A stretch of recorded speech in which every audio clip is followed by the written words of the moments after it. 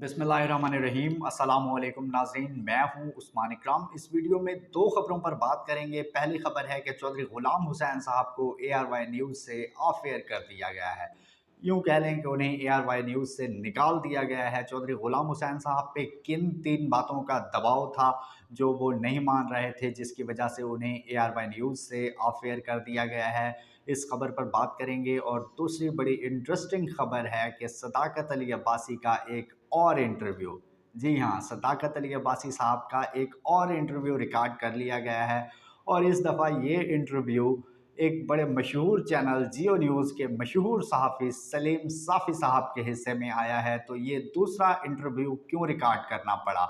इस कौन सी ऐसी चीज़ें पहले इंटरव्यू में रह गई थी जो अब दूसरे इंटरव्यू में सदाकत अली अब्बासी साहब से कहलवाई गई हैं? तो इस वीडियो में इन दोनों खबरों पर बात करेंगे, लेकिन उससे पहले नए आने वाले दोस्तों से गुजारिश है कि वीडियो को लाइक करें और चैनल को सब्सक्राइब करें। सबसे पहले बात करते हैं चौधरी गुलाम हुसैन साहब के हवाले से कि चौधरी गुलाम हुसैन साहब पे तीन बातों का दबाव था जो वो नहीं मान रहे थे, और उन्हें मुसलसल दबाव उन पर डाला जा रहा था, उन्हें मुसलसल कहा जा रहा था।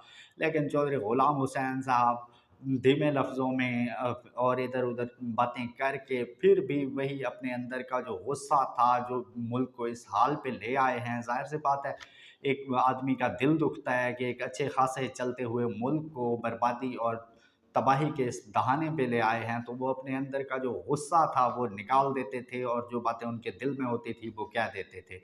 तो चौधरी गुलाम हुसैन साहब पे तीन बातों का दबाव था कि आप ये काम करें। पहले तो उनके ऊपर दबाव था कि आप नवाज़ शरीफ के ऊपर तनकीद कम करें और नवाज़ शरीफ की तारीफ़ ज़्यादा करें, क्योंकि जिस तरह बकौल सिद्दीक जान साहब वो नामज़द वज़ीर आज़म हैं, तो उनको अच्छा बना के पेश करने की कोशिश करें कि नवाज़ शरीफ जब आएगा तो सब कुछ ठीक हो जाएगा, मियाँ जदों आवेगा ते लग पता जावेगा। लेकिन वो इस पे ज़्यादा तनकीद करते थे नवाज़ शरीफ पे, क्योंकि नवाज़ शरीफ और उसके भाई की हुकूमत 16 माह की जो हुकूमत थी, उनकी वजह से ही ये मुल्क आज इस हाल तक पहुंचा है। दूसरे नंबर पे उन पे दबाव था कि आप स्टैब्लिशमेंट को अच्छा-अच्छा कहें।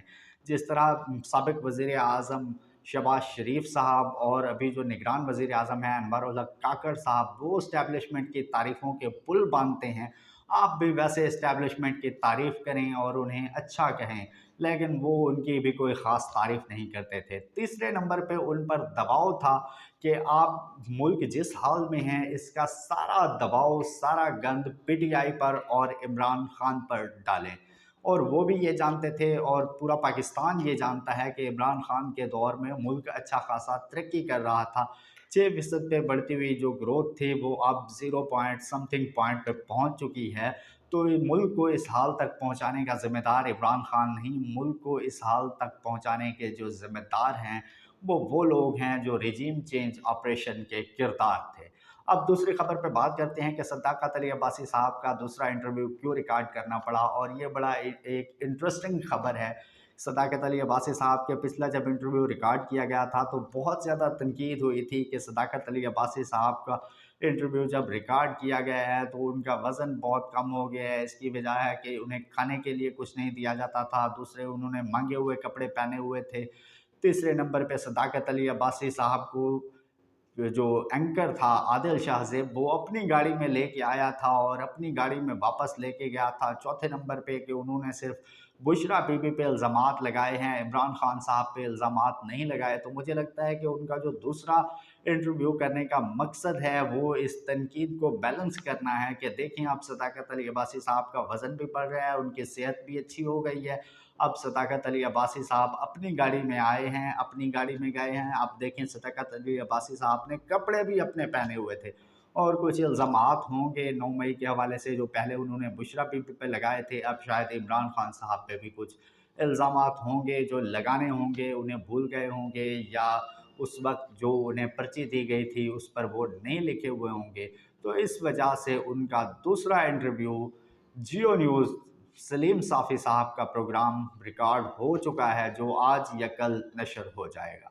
तो उम्मीद है आप लोगों को इन्फॉर्मेशन पसंद आई होगी। अपना ख्याल रखें। अल्लाह हाफ़िज़। पाकिस्तान ज़िंदाबाद।